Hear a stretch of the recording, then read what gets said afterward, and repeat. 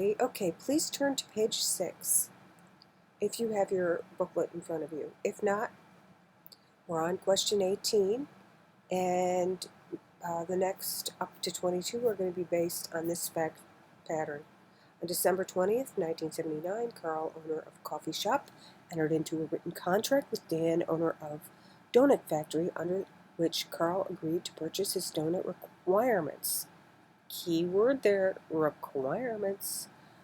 For the calendar year of 1980, the contract provided that Carl shall have no obligation to receive any specified quantity of donuts, but only his daily requirement, and that Dan agrees to supply such requirements. They've said it twice.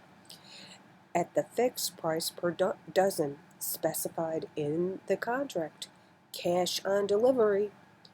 During 1979, Carl's requirement of donuts for his coffee shop averaged about 50 dozen a week.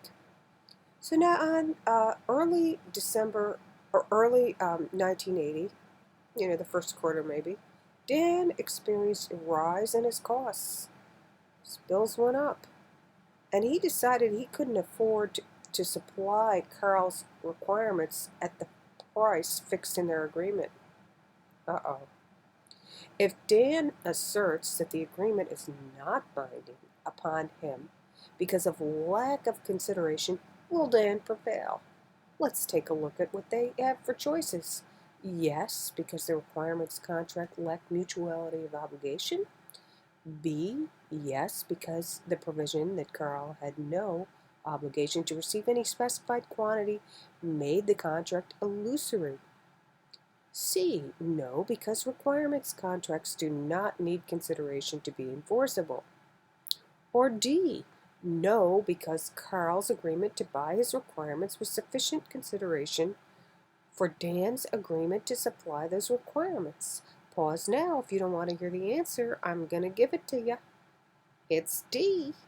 It's no, because Carl's agreement to buy his requirements was sufficient consideration for Dan's agreement to supply these contracts.